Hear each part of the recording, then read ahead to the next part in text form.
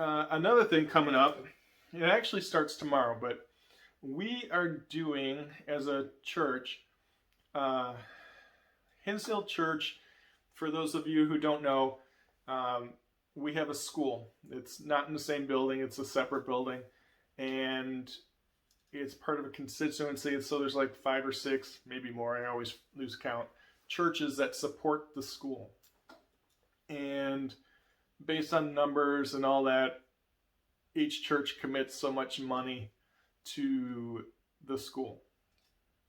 And our church, we have epic fail. For the last couple of years, we have not been able to hold to our commitment. And because of that, it affects the school greatly financially for their budgets and whatnot. That partially is part of the reasons why, we had to make some drastic changes at the school, condense stuff, cut salaries, etc., etc. You get it. So the debt that the church owes the school, and this is just Hinsdale Church that owes the school, is over $250,000 for the last couple of years of just not paying it. And main reason being is church has got a lot of stuff that needs to be fixed. I am now on staff at the church, and one of my jobs is being building manager, and I can tell you there's a lot of stuff that needs to be fixed. We just don't have the money for it. But one of the big things that we've dropped is paying our commitment to the school. So with that, I am organizing a prayer vigil. It starts tomorrow. We're asking everybody in the church. This has nothing to do with whether you have students there or whatever. This is our commitment to the school. And so I'm asking people to join us in prayer.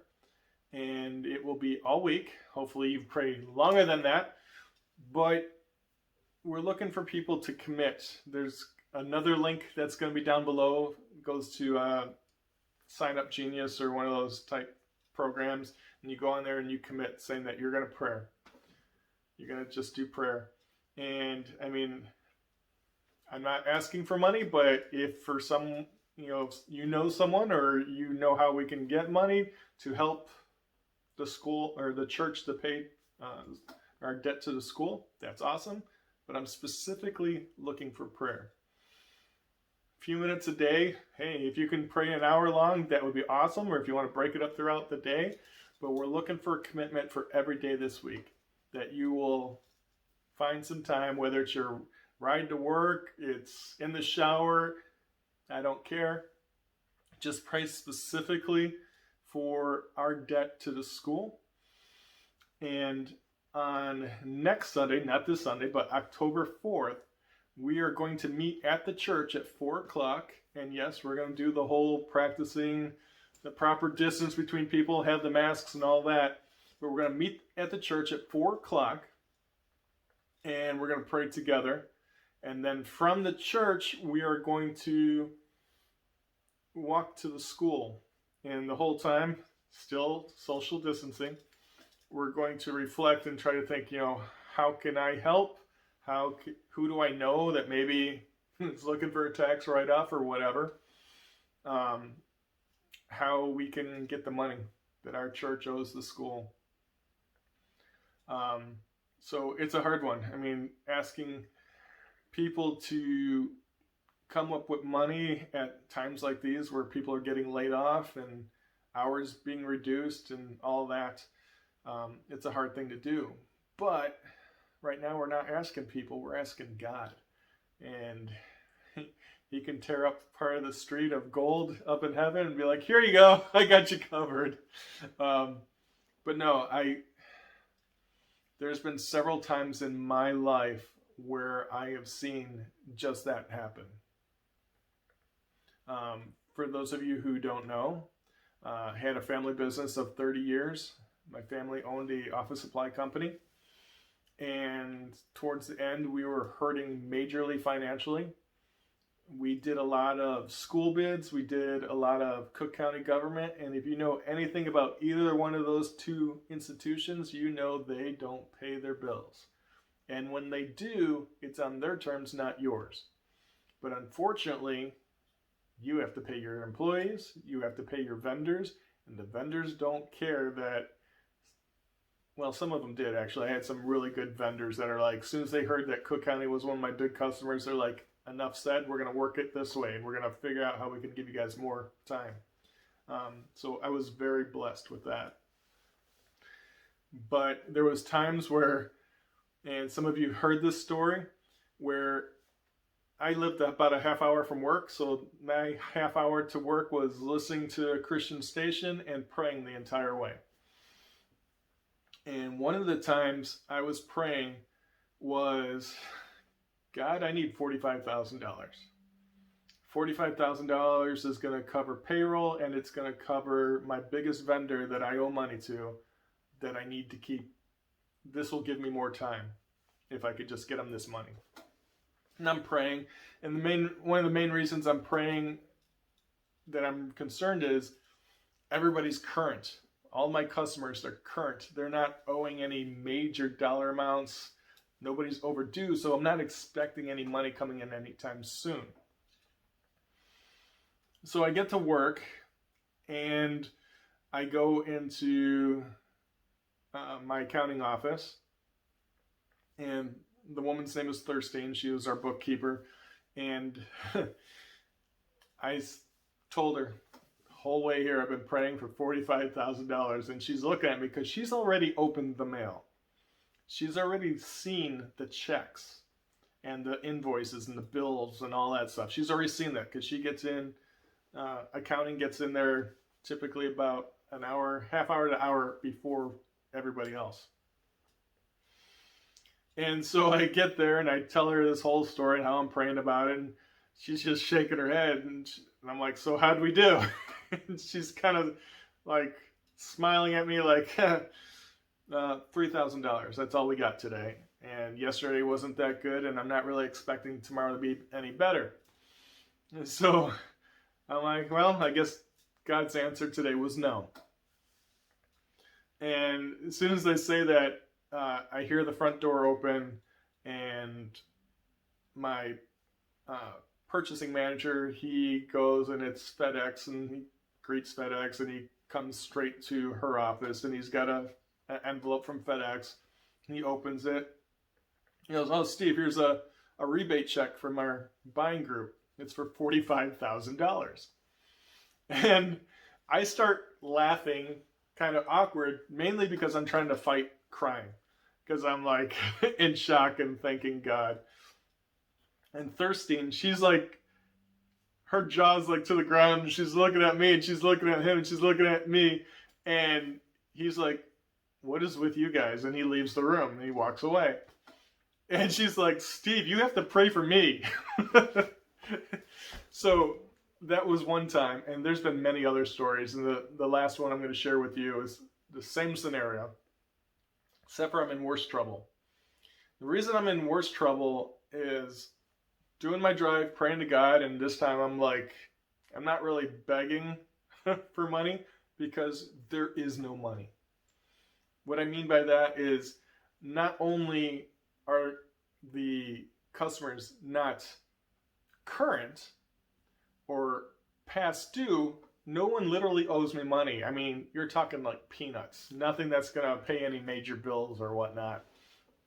So on my way, I'm practically in tears, praying to God, and I'm telling him, God, what I'm asking isn't fair to ask you.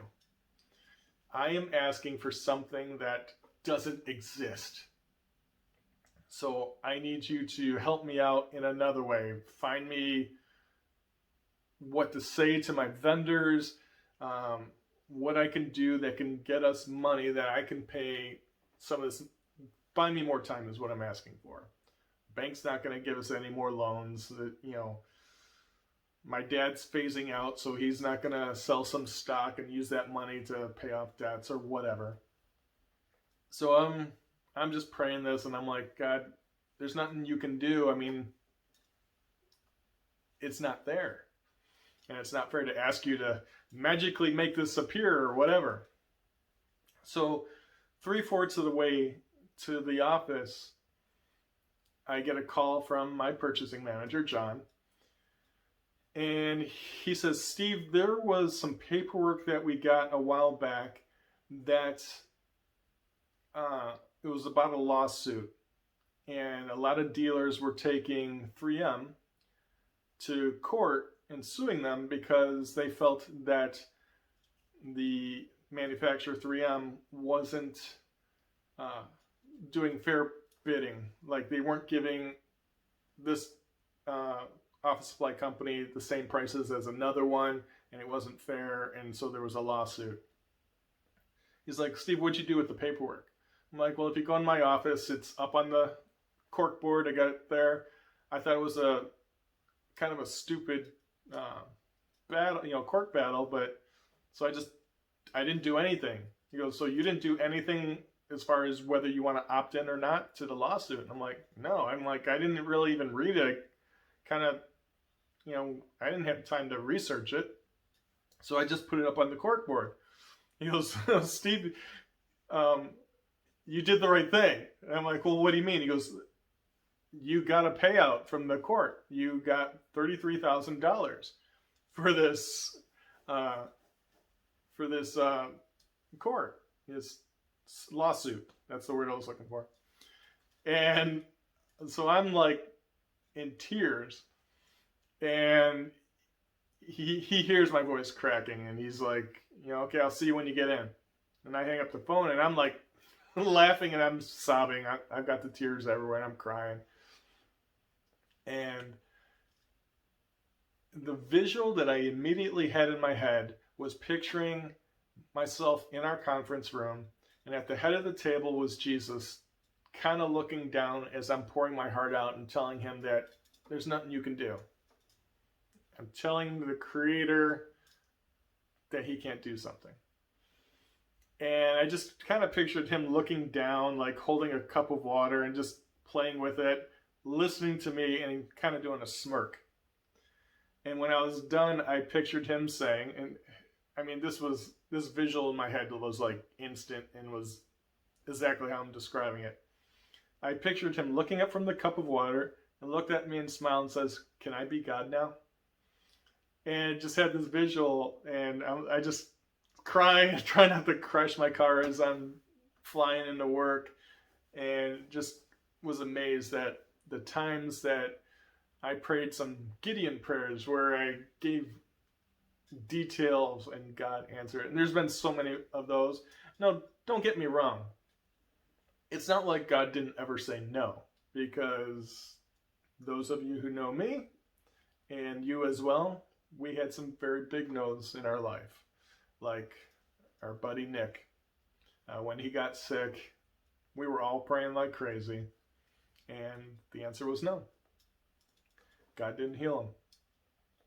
I know I'm going to see him again, so I have that comfort and all that, but the answer was no. So there's been no's in life, and I'm not saying it's like God is Santa and we just pray and get this, but I know that through these answers to prayer that I have seen God.